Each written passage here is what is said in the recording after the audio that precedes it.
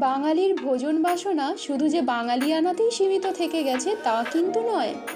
খাইয়ের দিক থেকে বাঙালি ঠিক তার মনের মতোই উদার। একদিকে যেমন সব ধর্মকেই বাঙালি সম্মানের সাথে গ্রহণ করে নিয়েছে, ঠিক তেমনি অন্যদিকে সব প্রকার খাদ্যপদকেও প্রাণ ভরে গ্রহণ করে নিয়েছে।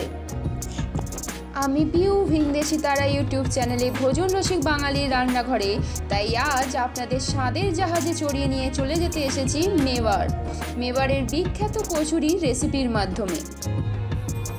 প্রধান উপকরণ হিসাবে যে সমস্ত উপকরণগুলো নিয়েছি সেগুলোকে প্রধান দুটো ভাগে ভাগ করেছি। প্রথমে কচুরির জন্য যে সমস্ত উপকরণগুলো লাগবে: ময়দা 3 কাপ, সাদা তেল 1/4 কাপ, কালো জিরে ও জোয়ান 1 চিমটি করে।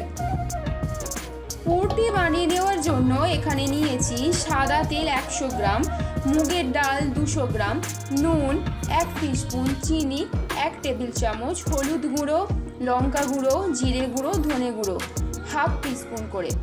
চলুন রান্নায় যাওয়া যাক। কচুরির জন্য কচুরির ডোটা প্রথমে বানিয়ে নেব। কচুরির ডো বানানোর জন্য একটা বড় পাত্রে ময়দা, সাদা তেল ও কালো জিরে এবং জোয়ান দিয়ে হাতের সাহায্যে ভালো করে চটকে মেখে নিতে হবে। ভালো করে মেখে যখন এইভাবে ময়দাটা মুঠো করে জড়ানো যাচ্ছে দেখবেন, তখনই অল্প অল্প করে জল দিয়ে মেখে একটা সেমি হার্ড ডো, অর্থাৎ না খুব নরম না খুব শক্ত একটা আটা মেখে নিতে হবে। মেখে নিয়ে এটা চাপা দিয়ে প্রায় মিনিট 30 রেখে দিতে হবে।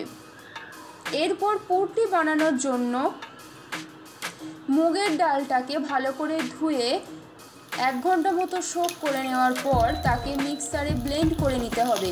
একদম পেস্ট বানালে হবে না, কিছুটা দানাদার টাইপের পেস্ট করে নিতে হবে। এরপর প্যানেতে সাদা তেল দিয়ে তাতে গোটা মৌরি, গোটা ধনে, গোটা জিরে, কাসৌরি মেথি ফোড়ন দিয়ে ভেজে নেব। তারপর তাতে দিয়ে দেবো কারি পাতা ও একে একে হলুদ গুঁড়ো, লঙ্কা গুঁড়ো, ধনে গুঁড়ো, জিরে গুঁড়ো ও বেসন দিয়ে কিছুটা ভেজে নিতে হবে। এখানে প্রায় 2 টেবিল স্পুন মতো বেসন দিতে হবে। বেসনের কাঁচা গন্ধটা চলে গেলে তাতে সেই পেস্ট করে রাখা মুগের ডালটা দিয়ে দেব। ভালো করে নেড়ে চেড়ে ভেজে নিয়ে তাতে নুন 1/2 টিস্পুন ও চিনি 1 টেবিল স্পুন দিয়ে ঝুরঝুরে করে নামিয়ে নিতে হবে।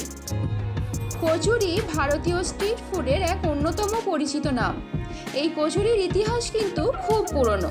চলুন আজ আমি পিউ আপনাদের নিয়ে চলে যাব বালির দেশ মেওয়ারে, কারণ এখানেই কচুরির জন্মস্থান।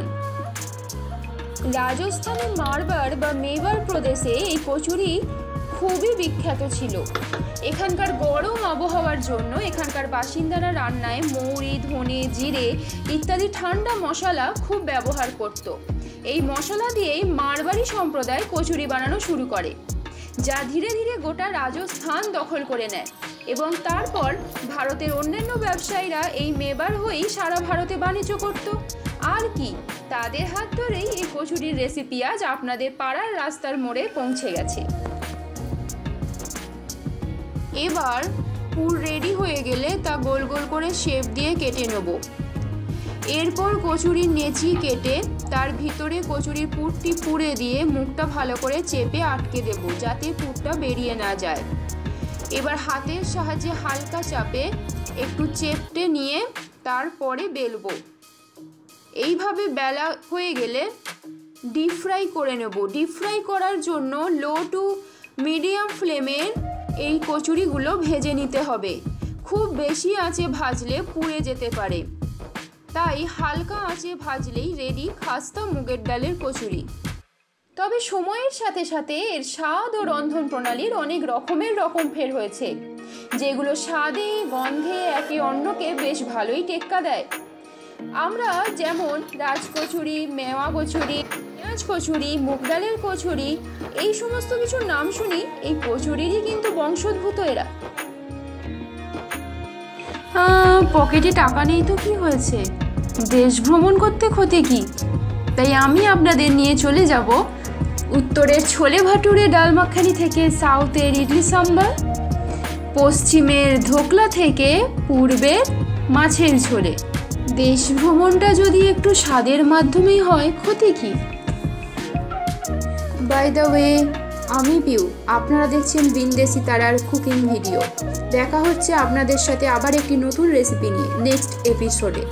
কামনা করি আপনারা ভালো থাকবেন, সুস্থ থাকবেন। নমস্কার।